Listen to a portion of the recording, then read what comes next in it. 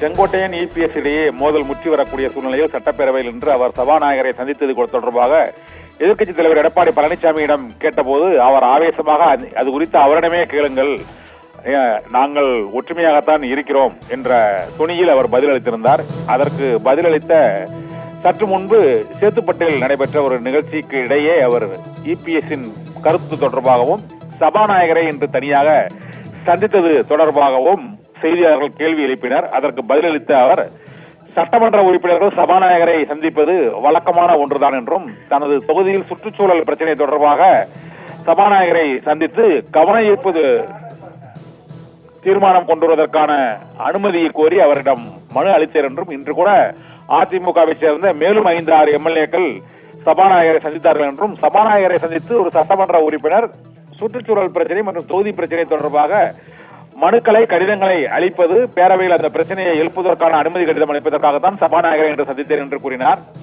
எடப்பாடி பழனிசாமியை சந்திப்பீர்களா நீங்கள் என்று கேட்டதற்கு, எனது கொள்கை உயர்ந்தது, பாதை தெளிவானது என்று மறுபடியும் மறைமுகமான மலுப்பலான பதிலையே செங்கோட்டையன் தெரிவித்திருக்கிறார்.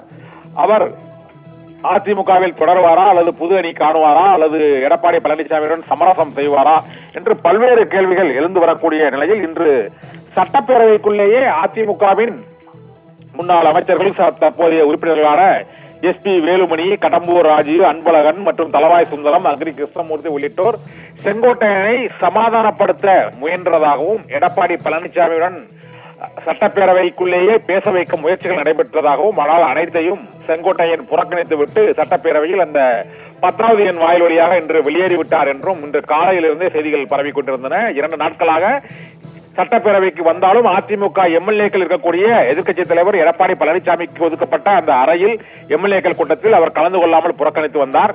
அத்திக்கடவு அவிநாசி திட்ட தொடக்க விழாவில் எம்ஜிஆர், ஜெயலலிதாவின் படங்கள் புறக்கணிக்கப்பட்டு எடப்பாடி பழனிசாமியின் புகைப்படங்களே முன்னிலைப்படுத்தப்பட்டதை எதிர்த்து அவர் கருத்து தெரிவித்து அந்த விழாவையும் புறக்கணித்தார். அதைத் தொடர்ந்து பல்வேறு நிகழ்ச்சிகளை அதிமுகவில் எடப்பாடி பழனிசாமி தலைமையில் நடைபெறக்கூடிய பல நிகழ்ச்சிகளை, அது முன்னாள் முதலமைச்சர் ஜெயலலிதாவின் பிறந்தநாள் நிகழ்ச்சியாக இருந்தாலும் அனைத்து நிகழ்ச்சிகளையும் புறக்கணித்து வந்தவர் சட்டப்பேரவையிலும் இபிஎஸ்ஐ சந்திப்பதை தவிர்த்து வருகிறார். அந்த தவிர்ப்பில் 2வது நாளாக அவர் அதை புறக்கணித்ததை தொடர்பாக இன்று எடப்பாடி பழனிசாமியும் ஆவேசமாக இன்று பேரவையில் வளாகத்தில் பேட்டியளித்த சூழ்நிலையில் இன்று அதற்கு பதிலளித்து செங்கோட்டையன் பேசியிருக்கிறார். அப்போதும் அவரை சந்திப்பது தொடர்பாக பேசவில்லை, கொள்கை உயர்ந்தது, பாதை தெளிவானது என்று அவர் கூறியிருக்கிறார். ஆபிரகாம்.